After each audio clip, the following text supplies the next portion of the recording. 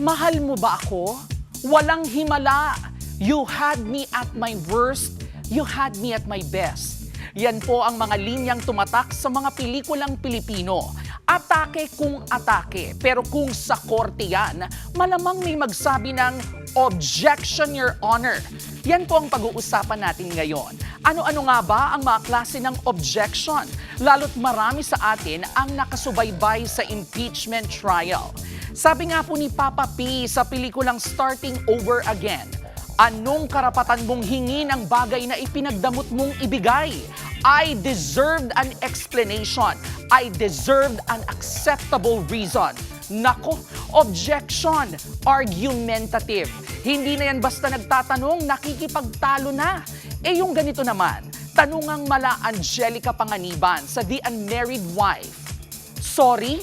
Tapos ano, burado na ang lahat ng kasalanan mo sa akin? Ano ba yung sorry sa iyo? Yung sorry ba sa iyo isang lisensya para paulit-ulit mo akong lokohin? Naku, objection ulit, Your Honor. Compound questions po yan. Yung parang teka lang ha, ang daming tanong eh. Isa-isa lang po dapat. Madalas din nating marinig sa pelikula at teleserye ang linyahang, sabihin mo nga, mahal mo pa rin ako, di ba? Oops! Objection, leading. Kasi ang nagtatanong, siya na rin ang nagbibigay ng gustong sagot. Bawal po yan sa korte. O edi, ibahin po natin ang tanong. Mahal mo ba ako? Sigurado ka? Talaga ba? Final answer?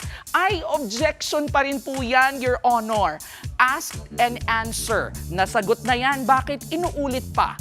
Kapag kausap mo naman si BFF, minsan napapatanong ka, BFF, tingin mo ba, mahal pa kaya niya ako?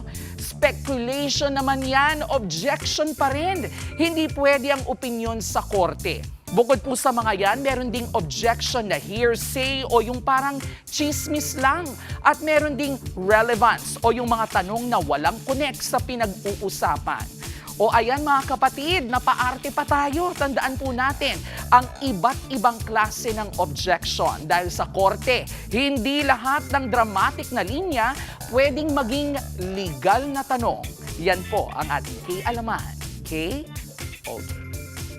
Mga kapatid, Jervy Wrightson po. Eto na nga. Para sa latest showbiz news at iba pang K-Alaman, mag-follow at mag-subscribe na sa social media pages ng News 5.